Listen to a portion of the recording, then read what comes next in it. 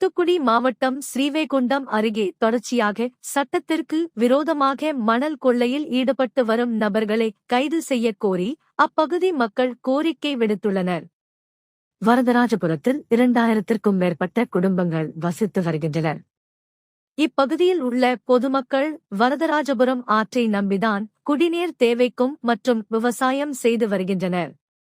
இந்த நிலையில் அப்பகுதி சேர்ந்த மாவடி பண்ணையார் KR கண்ணன் என்பவர் தொடர்ச்சியாக வரதராஜபுரம் ஆற்றில் மணல் கொள்ளையில் ஈடுபட்டு வருவதாக அப்பகுதி மக்கள் குற்றம் சாட்டுகின்றனர்.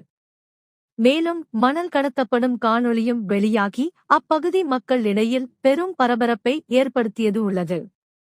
இதுகுறித்து ஸ்ரீவைகுண்டம் தாசில்தார் மற்றும் காவல் ஆய்வாளர், மாவட்ட துணை கண்காணிப்பாளர் உள்ளிட்ட அரசு அதிகாரிகளிடம் பலமுறை புகார் தெரிவித்தும் இதுவரையிலும் மணல் கடத்தும் நபர்கள் மீது நடவடிக்கை எடுக்கவில்லை என அப்பகுதி மக்கள் குற்றம் சாட்டுகின்றனர்.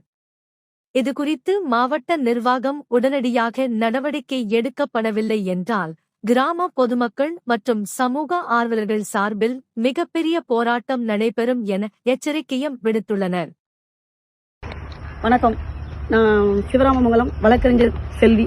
ஸ்ரீவைகுண்டத்தில் நான் 5 வருடமாக வழக்கறிஞராக பணியாற்றி வருகிறேன். எங்கள் ஊர் சிவராமமங்கலம் ஏற்கனவே வெள்ளத்தால் பாதிக்கப்பட்டு அனைத்து வீடு குடியிருப்புகளுக்கும் வீடு வாங்கி இப்பதான் வீட்டுக்குள்ளேயே மக்கள் போயிருக்காங்க. அதுக்குள்ள மண் அள்ளுனாங்கன்னா நாங்க மக்கள் இந்த இடத்துல வாழறதுக்கே தகுதி இல்லாதவங்க. ஏன்னா இந்த வெள்ளம் மறுபடியும் எங்க ஊரை சார்ந்துதான் வரும். இதுல ஒரு 450 குடும்பங்கள் சவராங்குளத்தூர் ஊர்ல இருக்கு. கிட்டத்தட்ட நம்ம ஒரு 2000 குடும்பங்கள் இந்த ஏரியால இருக்கு. மேலும் மேலும் லாரியை வச்சு பல லாரிகளை வச்சு மண் அள்ளுனாங்கன்னா நாங்க இந்த இடத்துல இருக்கவே தகுதி கிடையாது. நாங்க இதை எப்படி சொல்லனே எங்களுக்கு தெரியல. இதுல நாங்க அவ்வளவு வாழ்வாதாரத்தை இழந்துதான் நாங்க இருக்கோம். ஏற்கனவே இந்த வீட்டால நாங்க கெட்டி கடன் அடைக்க முடியாமல் சங்கடப்பட்டுக்கிட்டு இருக்கோம்.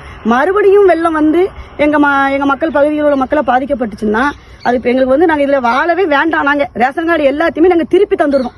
இந்த பகுதியில மண் அல்லனா நாங்க யாருமே இல்ல இருக்க வேண்டாம்.